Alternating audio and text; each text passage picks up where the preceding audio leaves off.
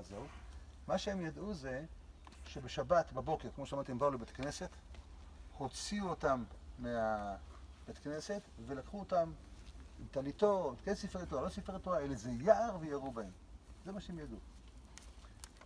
לפני שנסענו, עשינו תחקיר של שנה, כי נסענו עם כל המשפחה שלהם, והיה סיפור הרבה הכנות. ומוישה אמר לנו תוך כדי סיפורים על ההוואי של העיירה, הוא היה ילד בן 16, אז סיפר לנו, תדעו לכם שאני, כהבן של הרב, שהיינו הולכים למכולת בעיירה לקנות גבינה, אז האמא הייתה נותנת לנו סכין מהבית שיחתכו בה את הגבינה, שלא יחתכו עם הסכין שלהם. זה הוא סיפר לנו ככה בחצי משפט, אגב, תיעוד. הגענו לאותו כפר, הגענו לאותו לחרשניצה, באמת חור. הגענו לשם, ירדנו מהאוטובוס, מה שכבר היה זה לדעתי בין אזור 85 כבר. אנחנו הולכים ברחוב, הוא מסתכל והוא זוכר הכל. מסתכל, הוא אומר, פה היה פה, היה פה זה, פה היה זה, פה היה... בורים איזה סכנה ברחוב, עצרנו אותו אוטובוס. ירדנו כולנו, הכל מצולם. עכשיו, הוא אמר לנו, אל תגידו לך שום דבר. ניגש אליה, הוא דיבר פולנית, הוא זכר מהילדות, למרות ש80 שנה לא דיבר פולנית, אבל הוא חזר לו. ניגש אליה, ואנחנו כולנו עומדים מסביב, אין לה מושג, סכנה, מי ומה. הוא אומר לה, שלום, שלום, וזה, ואז הכל מצולם. הוא אומר לה, תגידי, את מפה? הוא אומרת לו, אני מכאן. הוא אומרת לה, את זוכרת משהו מהעיירה הזאת? כאילו, מי היה רבינר? הוא אומר לו, כן, רבינר ברין, אבא שלו. ואז הוא אומר לה, את זוכרת? והוא שומר על פסון, וכולנו סביבו. הוא אומר לה, ואת זוכרת, את זוכרת את הילדים שלו? הוא אומר, בטח את זוכרת את הילדים שלו. היה לו הילד הזה וזה, ומוישלה, וזה הוא. והוא היה איתי בגן ביחד, היא אומרת, הם ביחד בגן. ואז הוא אומר לה, ומי את? היית אומרת לה, ההורים שלי היה מכולת. והוא אומר לה, תגידי, ומה את זוכרת מהמכולת? והוא עוד לא אומר לה מי הוא. אני זוכרת שכשהייתי עוזרת להורים במכולת, הם אמרו לי שכשיבואו הילדים של הרב, לחתוך את הגבינה בסכין שלהם. הוא סיפר לנו את זה בדרך באוטובוס, כאנקדוטה, והיא אומרת, זה מה שאני זוכרת. שההנחיה שהילדים שלה הייתה, יבוא הילדים של הרב, הם מביאים סכין שלהם לחתוך את הגבינה. טוב? ואז הוא אומר לה, תגידי, ומה קרה? הכל תורגם, תוך כדי, הוא אומר, ומה קרה עם המשפחה של הרבינר הזה? אז היא אומרת, כפות. הבנו, היא אומרת, באמת כפות. והוא אומר לה, וכולם אומרת, כפות. ואז הוא אומר לה, ומה? כלום. ואז הוא כמו יוסף ואחיו לעבד, הוא אומר לה, אני מוישה. האישה התחילה להצטלב, התחילה לעשות, היא לא ידעה מה קורה איתה, הייתה בהלם מוחלט. לא יכול להיות, אבל אני אומר, הייתי לך בגן. חיבוקים משיקור, עכשיו הוא אומר לה, בכל התורה, הילדים שלי, נכדים שלי, חתנים קלות, היא הייתה, התחילה מריה, ג'יזס, כל האבות הקדושים שלהם, כל זה, מה, אתם מבינים, בראש שלה, היא כבר 80 שנה כפות, מגיע יהודי בן 85 על מקד, ואומר לה, אני מוישלה. הייתה הלם.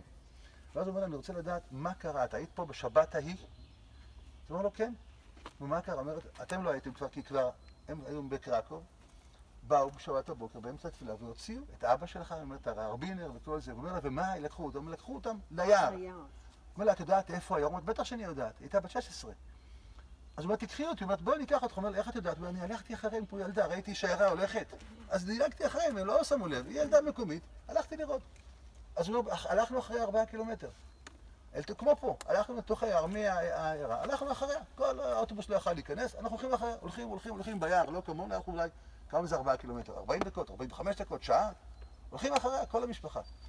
מגיעים ככה פה ליער, אתם רואים שהוא קרחת יער קטנה ככה, אומרת פה, ירו בהם. פה ירו בהם.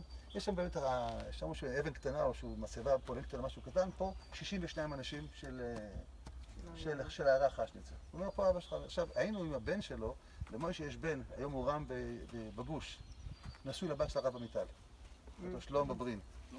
כן, והוא קראו שלמה זאב על שם הסבא הזה.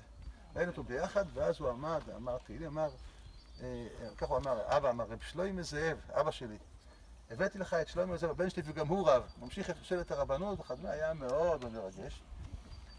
וראינו את המקום. שנה אחרי זה חזרנו עוד פעם.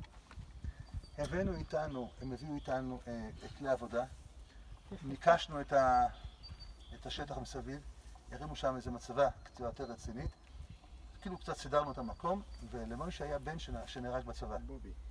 כן, הוא הלך לקבר, נכון, תאונת דרכים. ברין.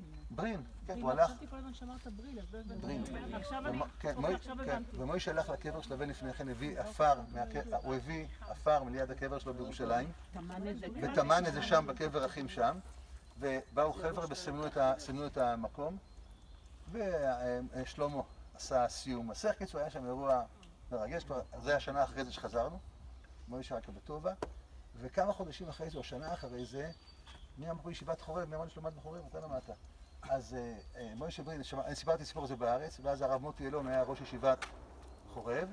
הם ארגנו כל הבחורים בישיבה, אני עושה לפולין, שהם עושים סיום ש"ס, כל אחד קיבל לעצמו שנה שלמה, הם עשו תוכנית עבודה, והם נסעו כל הישיבה שנסעו לפולין, נסעו עם מוישה, הם הסכים לנסוע איתם, נסעו לקבר, והתלמידים עשו סיום ש"ס. כל אחד את הדבר שלו על אותו חלקת קבר שהיינו בה, היה אירוע מטלטל. איך נודע הכל? מהסכנה הזאת שלקחה אותנו עם הסכין לא לחתוך, והלכנו אחריה 4 קילומטר עד היער.